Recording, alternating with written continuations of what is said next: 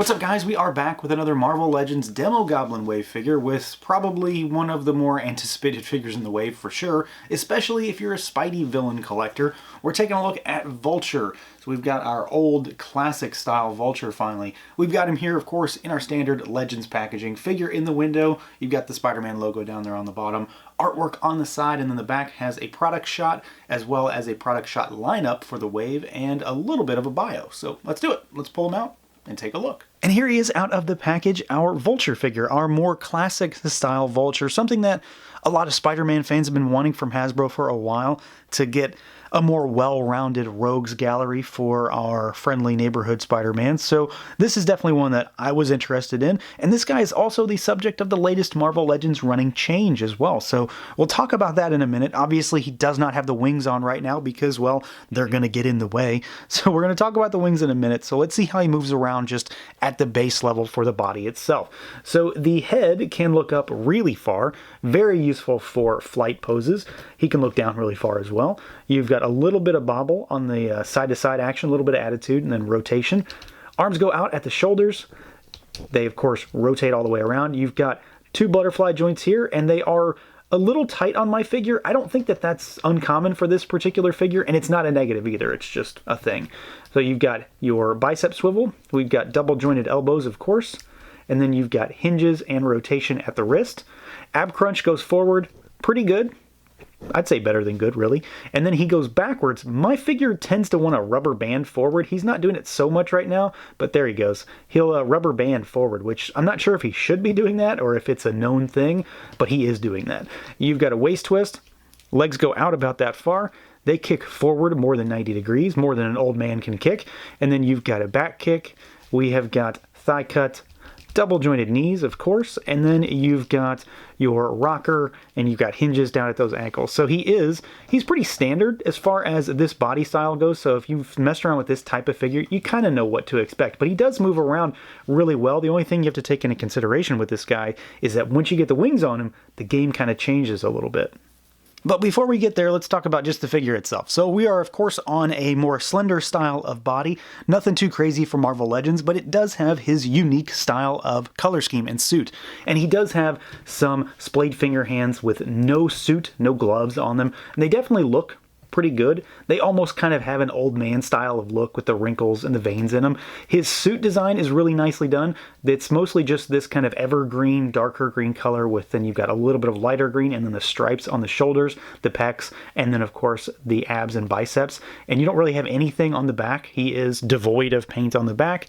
You've got the ports for the wings, which we'll talk about shortly. And then you've got the collar piece, which very much gives the feather look, the bird look. It's a floating piece, so you could take it off if you want, but he's going to have a really funny looking neck if you do. It helps make him look a little bit more normal when he has it on. So this guy is, at a base level, he is pretty standard. There's not a lot going on here. If you were just looking at this guy, you would probably not buy him because, well, this is pretty boring. And then, of course, you've got this liver-spotted head to talk about, which honestly is pretty well done, don't get me wrong. So this is our ADRIAN TOOMES style of head sculpt, so our old man Vulture, and the sculpt on it is solid. There is a tremendous amount of paint on it too, compared to a lot of other head sculpts, and compared to the figure in general. This is where they spent their money on this guy, I would imagine. Well, outside of the wings. And you've got a nice open mouth head sculpt with the teeth painted. You've got those kind of pink circles around the eyes, and the eyebrows are really well done. And then of course they went to the liver spots on this guy, which I think is great. It gives a very classic Vulture vibe, and they look good too. Everything on this figure is just really nicely done. He is relatively simple just at a base level, but that's a really solid head sculpt. It gives off this very crazy old man vibe, which is exactly what he is. But let's talk about these wings. So to start with, you've got 4 ports on the figure, and this is where the running change takes place because my figure is one of the earlier figures. I got him last year in 2019, and I'm only just now getting around to doing this video. And he has ports on his shoulders and his forearms. The running change, as best I know, is that he has ports on the biceps and the forearms. So it does change things up in terms of how he's capable of moving, how you can pose the figure, because you can't really swivel these, but you can swivel these. So it just does kind of change things up because you've got 4 different parts. So to start with, we've got this piece here, which will, on this figure, it'll peg into the shoulders. and then on the other figure it'll of course peg into the bicep, and the actual snap-in piece, the peg, is different. It's an entirely different wing piece too. It's more in the center, I believe. And then you've got the longer piece here, which will just peg into the forearm, and then they just kind of interlock and overlap with one another. So you've got a full wing there. And then on the other side, of course, you would just do the same. So you pop that piece in there, and then we pop this piece in here. And they just sit there. You know, there's nothing crazy to them. There's nothing special about them.